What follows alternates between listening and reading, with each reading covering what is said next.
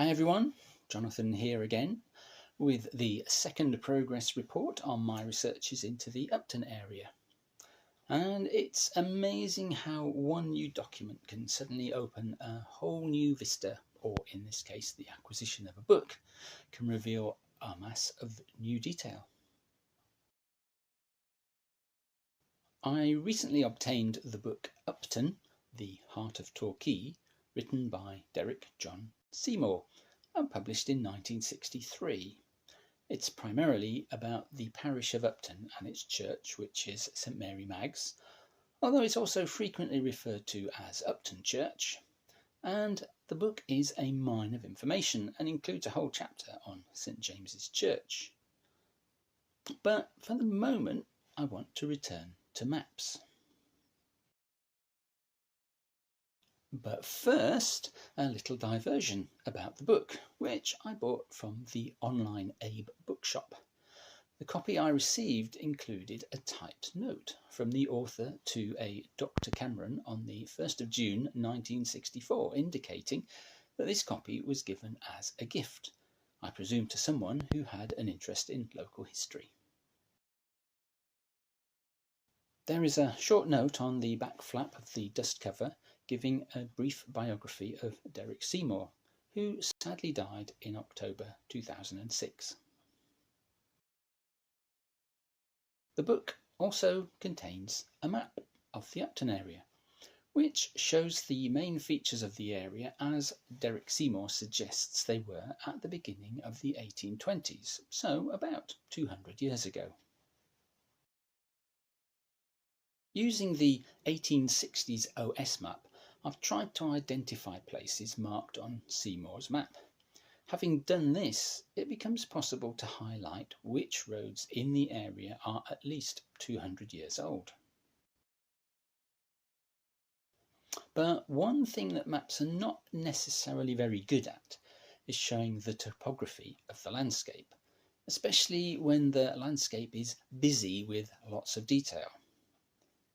As everyone who lives in Devon knows, there are a lot of hills, especially in the Torquay area.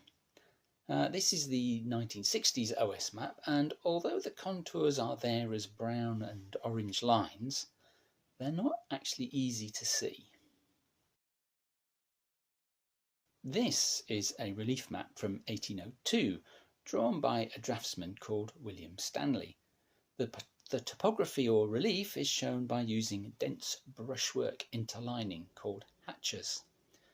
You can also see individual trees while buildings are shown as little red blocks. However, a more informative method of showing slopes is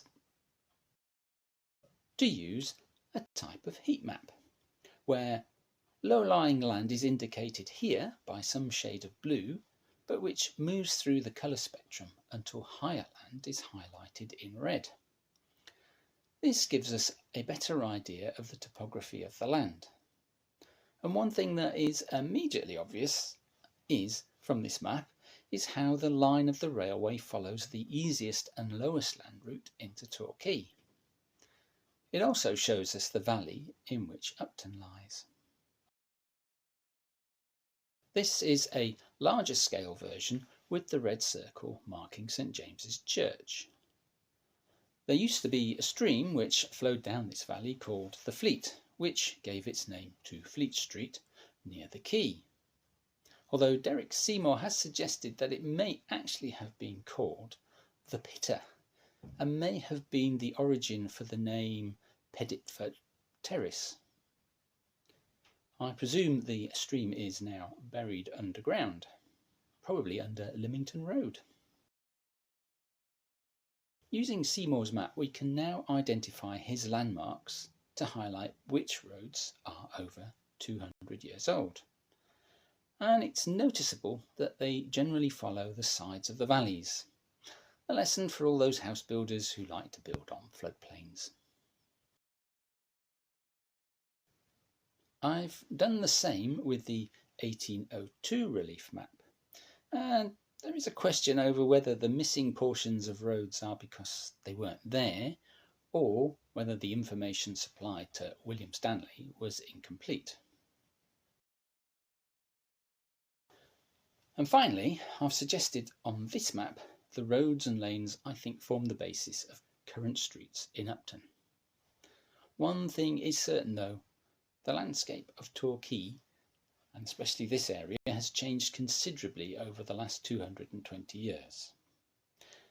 In the meantime, please contact me if you have any comments, corrections, suggestions or questions. Thanks for watching.